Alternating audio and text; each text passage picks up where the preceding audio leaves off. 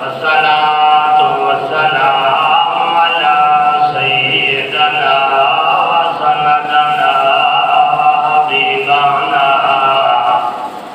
وطبيبنا وهادينا ومرشدنا ومكينا ومدنينا وعربينا وقريشينا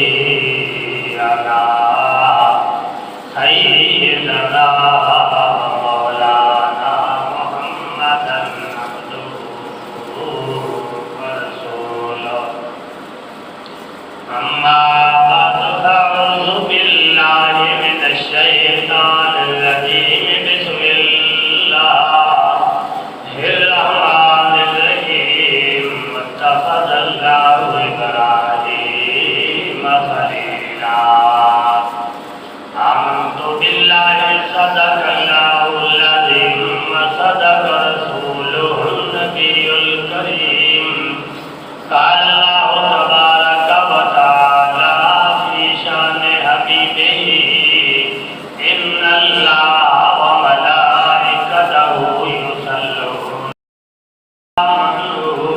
صلوا عليه وسلموا تسليما اللهم صل على سيدنا مولانا محمد وعلى آل سيدنا مولانا محمد وبارك وسلم عليه الصلاة والسلام عليك يا رسول الله الصلاة والسلام عليك يا حبيب الله الصلاة والسلام عليك يا رحمة للعالمين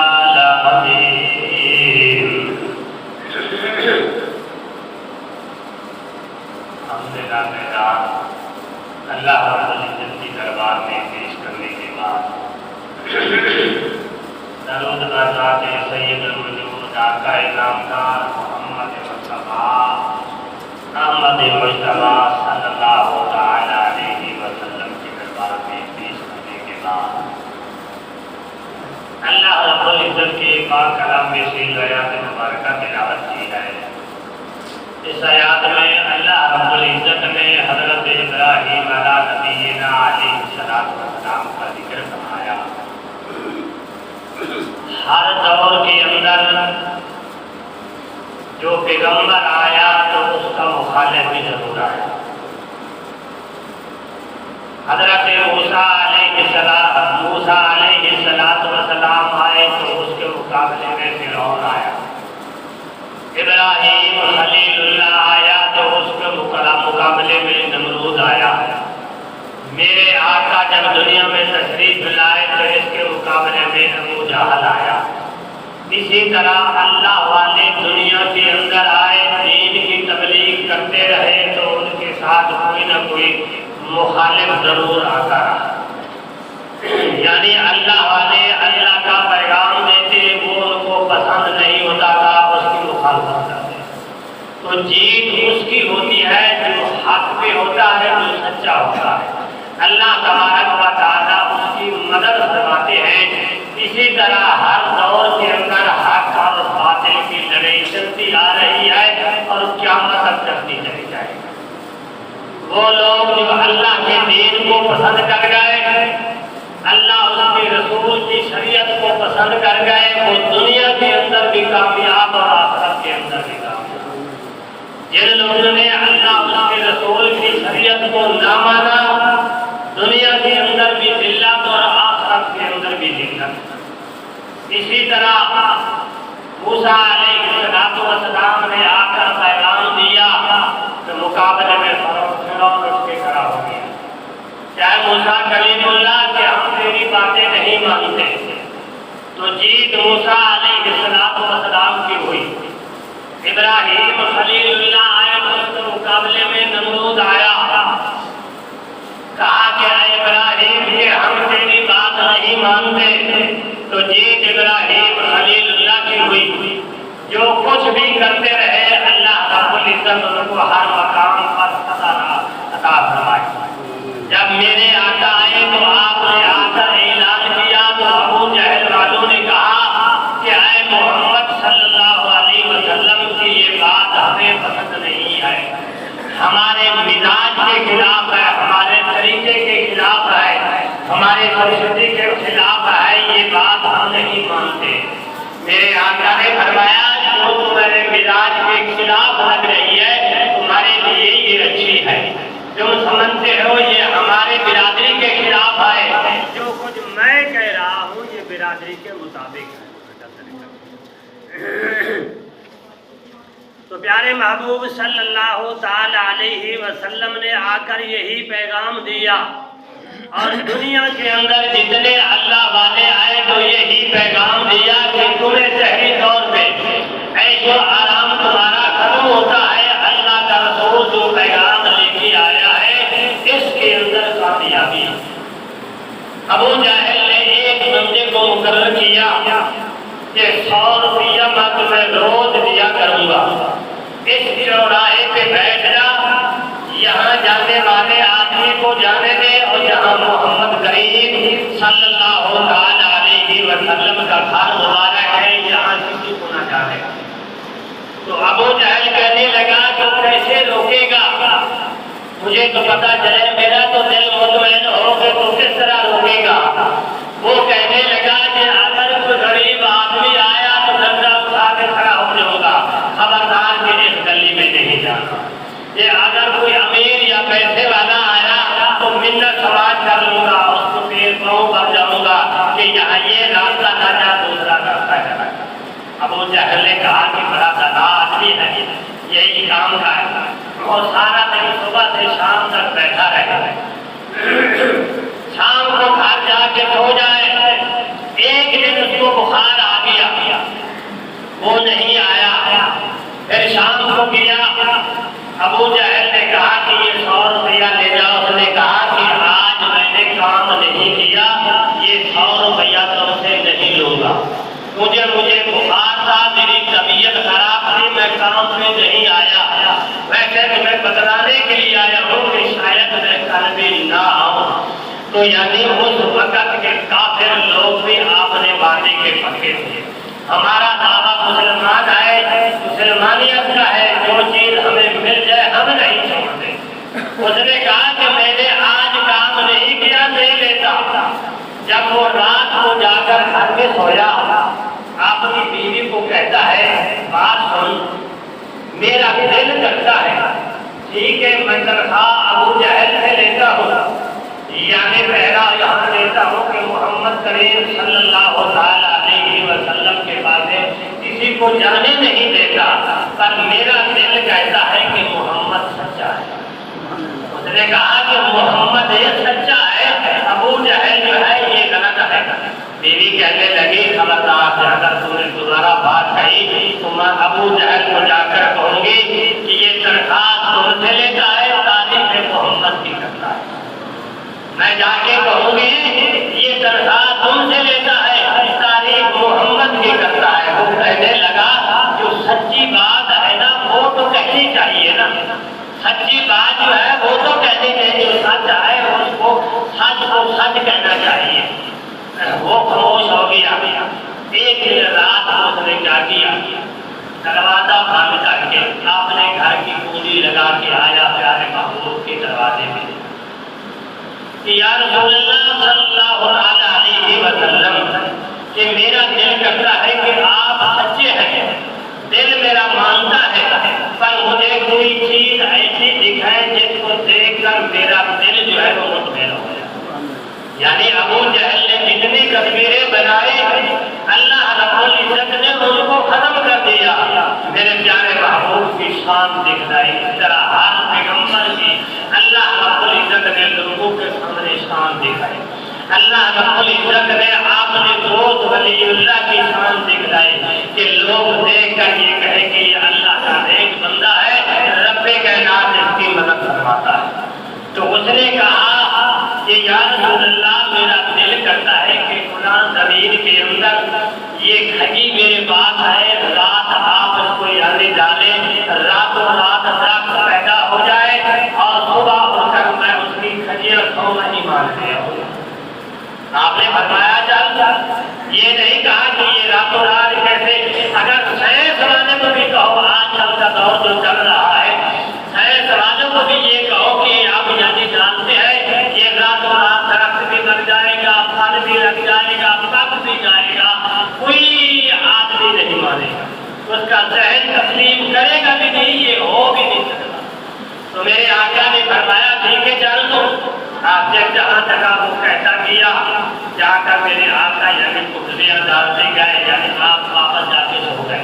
پھر ابو جہل کے دروازے پہ گیا، جا کے کہتا ہے کہ ابو جہل کہ میں ایک کام کر کے آیا ہوں، تو تیرے پاس آیا ہوں مشورہ کرنے کے لیے کہ میں محمد کریم صلی اللہ علیہ وسلم کے پاس گیا، جانے کے بعد میں نے اس کو یہ شرط لگائی کہ میرے ساتھ چلے، زمین میں گھٹیاں ڈال کے اب تیرے پاس آیا ہوں، تو بتلا کیا ہوگا؟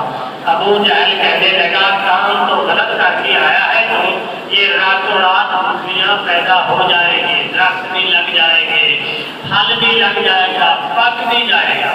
یعنی ابو جہل بھی مانتا تھا کہ محمد کریم سچا ہے، جو بات کہہ دے وہ ہو جاتی ہے اسی طرح۔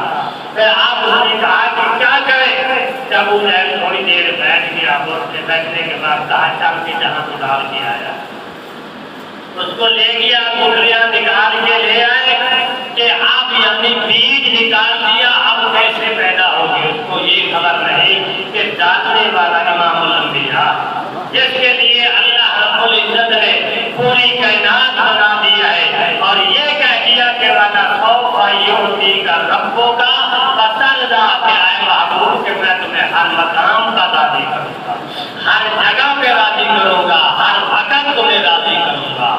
جب وہ جا کر سو گیا، صبح وہ آدمی آیا، آ کر کہنے لگا یا رسول اللہ وعدے کے مطابق میں آ گیا ہوں۔ میرے آقا لے گئے، جا کے دیکھا کہ وہ پوچھیاں یعنی کھجی کے درخت بنے ہوئے ہیں اور پھل بھی لگا ہوا ہے، پھل بھی پکا ہوا ہے، سب چیز ہے۔ وہ کلمہ پڑھ کے مسلمان ہو گیا۔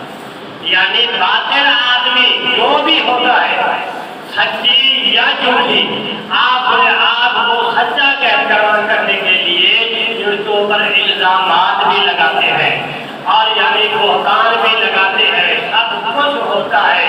جو اللہ کا نیک بندہ ہوتا ہے، اللہ رب العزت ایسا سبب بنا دیتا ہے، وہ ساری چیزیں ختم ہو جاتی ہیں۔ اس لیے اللہ رب العزت نے فرمایا ہر حق والے کے ساتھ باطل ضرور ہوگا۔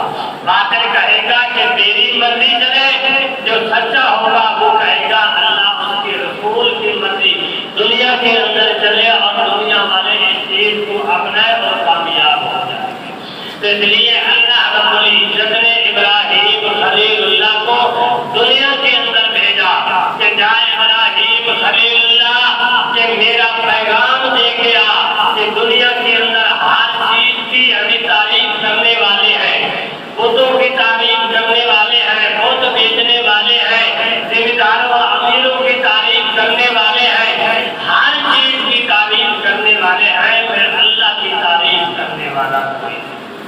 تو رب کائنات نے اس لیے فرمایا شاہد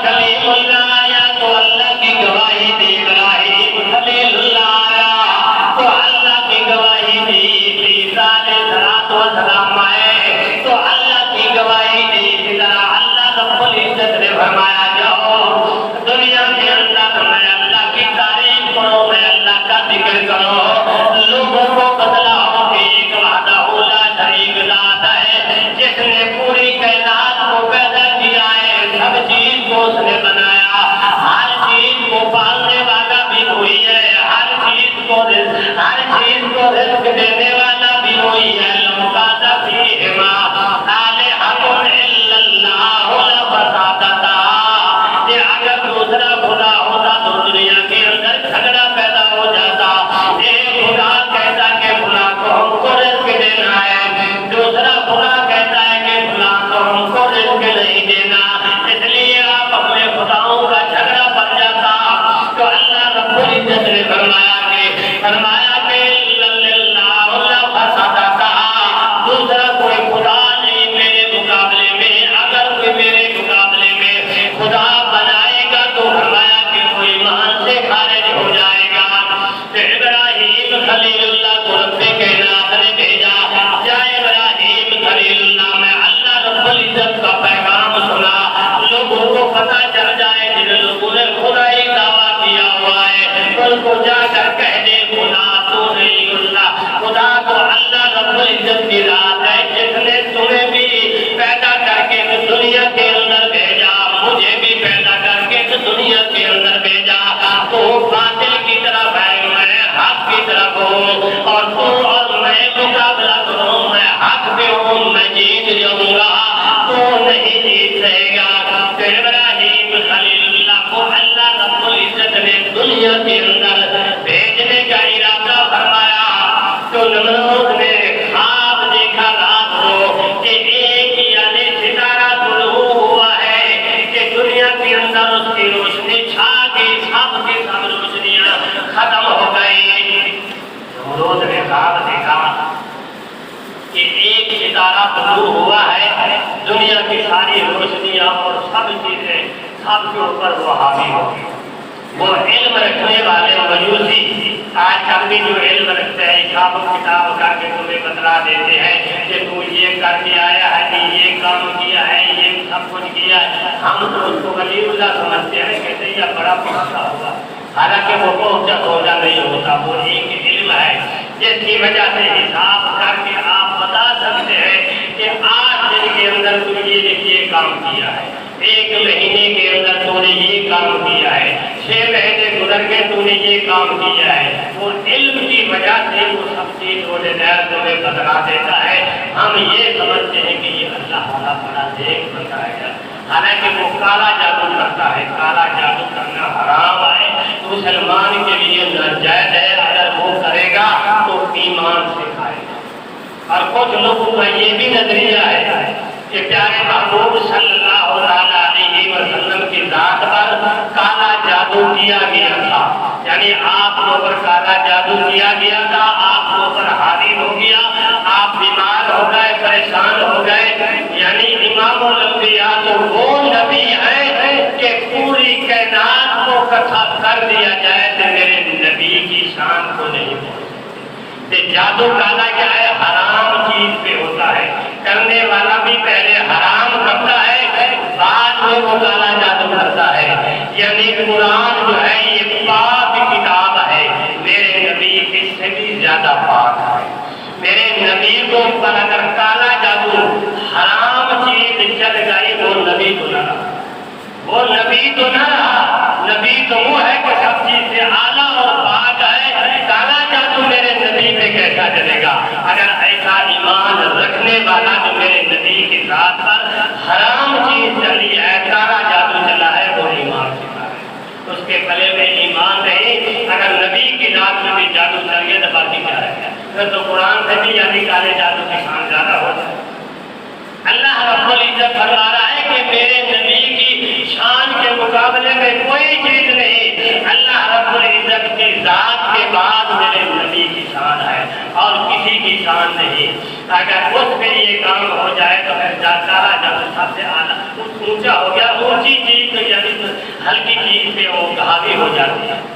تو اس لیے ابراہیم خلیل اللہ کی جب دنیا کے اندر آنے لگے, وہ لوگوں نے علم کے ذریعے سے بتلایا کہ اے نمرود کہ ایک بچہ پیدا ہوگا جو تیری بادشاہی پر حاوی ہو جائے گا. یہ تیری بادشاہی سلطنت ختم ہو جائے گی. ابھی تک وہ بچہ دنیا کے اندر آیا نہیں. رب کائنات نے کہا کہ ابراہیم خلیل اللہ کو میں بھیجوں کہ جا کر میں اللہ کا پیغام دے, جو ان ان لوگوں نے بتلا دیا کہ وہ بچہ آنے والا ہے، آ جائے گا تو تیری یعنی اس سلطنت پر یعنی حاوی ہو جائے گا۔